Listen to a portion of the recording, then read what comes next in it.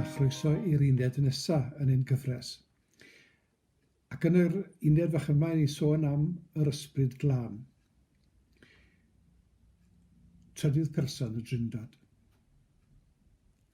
Ond cyn neud dim byd arall, newch chi rannu gweddi gyda fi.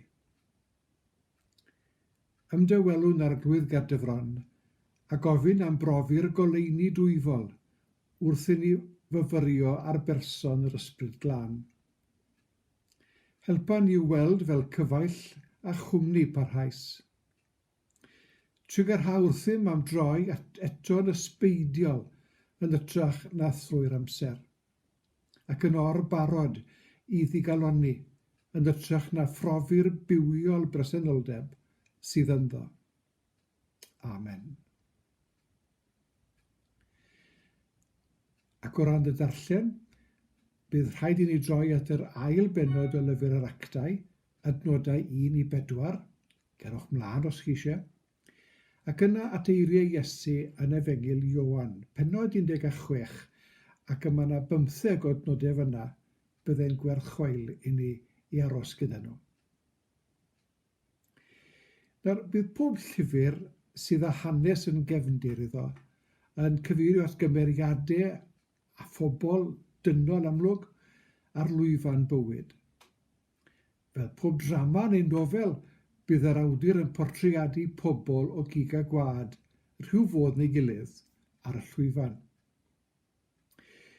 Profiad sy'n amlwg wahanol yw sôn am Dduw fel person, a bydd sôn am yr ysbryd glân nid yn gymaint fel person tebyg i Iesu, ond fel presenoldeb a fyddai yn hyrwyddo cymdeithas a gweithgarwch yr eglwys ar ei ran ac yn ei enw fel arglwydd ac fel gwaredwr.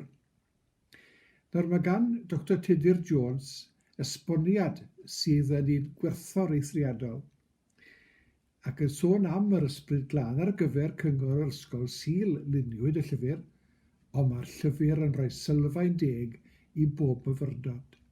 Gai ond i gymeradwyo i chi nawr.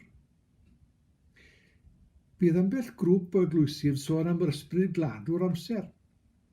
Maen nhw'n ystyried eu hunain fel pobl charismatedd ac y mae popeth yn llawn bwrlwm charismatig.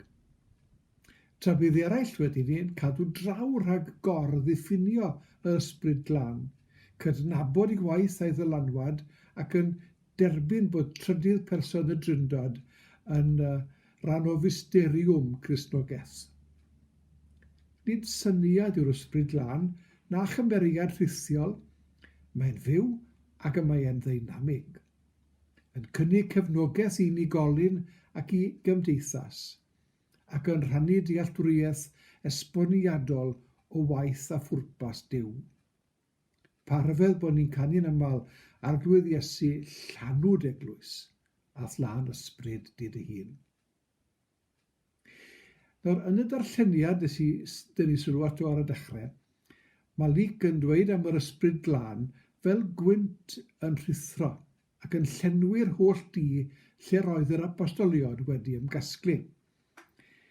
Nawr fe gawn ni gyfeiriadau eraill mewn siŵr at y gwynt sy'n chwythu lle myno, ac am yr ysbryd glân yn mynnu bod lle mae Duw am iddo fod, nid arwahoddiad dyn yn unig.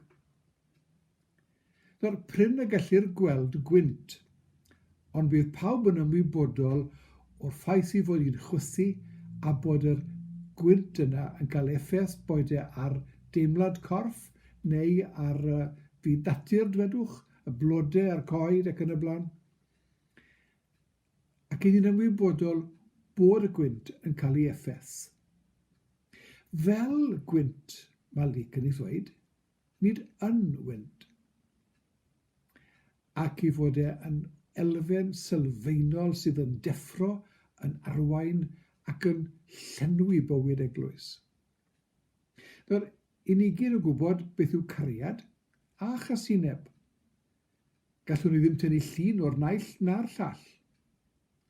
Ond y modd y mae cariad fel emosiwn yn peri i ni deimlo rhyw awydd newydd, ac efallai fod casineb yn mynnu bod ni'n ymateb at rhywbeth yn yr un ffordd.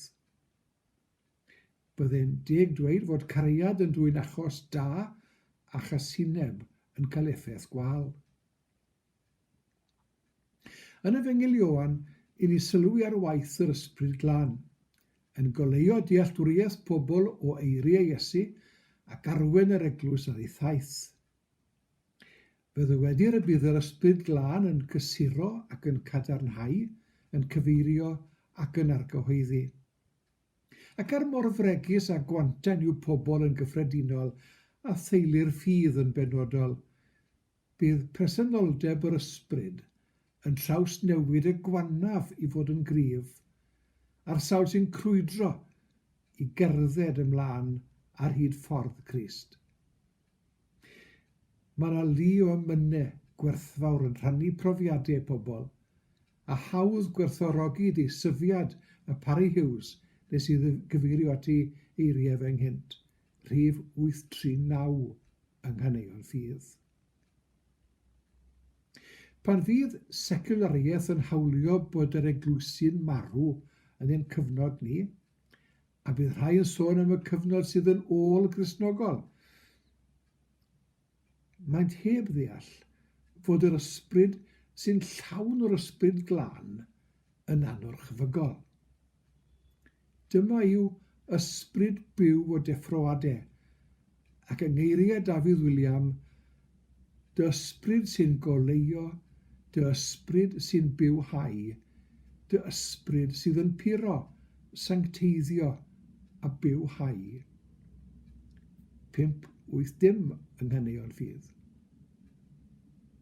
P'un yw'ch hoff emyn Ysbryd Glân chi, dwedwch? A pam? Beth mae'n perill i deimlo ac i gredu? Ac ym mha ffordd y mae yr eglwys sydd yn llawn o'r Ysbryd Glân yn mynd i deimlo bod y byd ar ben?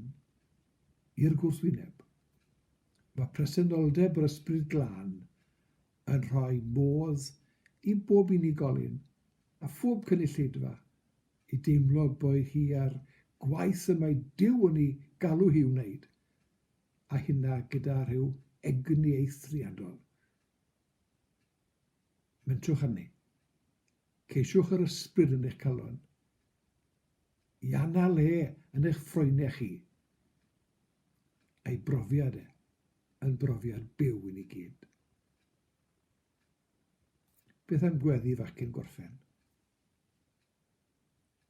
Diolch arglwydd am brofi'r Ysbryd Glân, ac wrth ddathlu'r Pentecost eleni, gweddiwn y daw fflam yr adnewyddiad, rhodded Gymru oll ar dan, deiwn ato nedifeiriol ac fe droi'r y gwaith yn gan.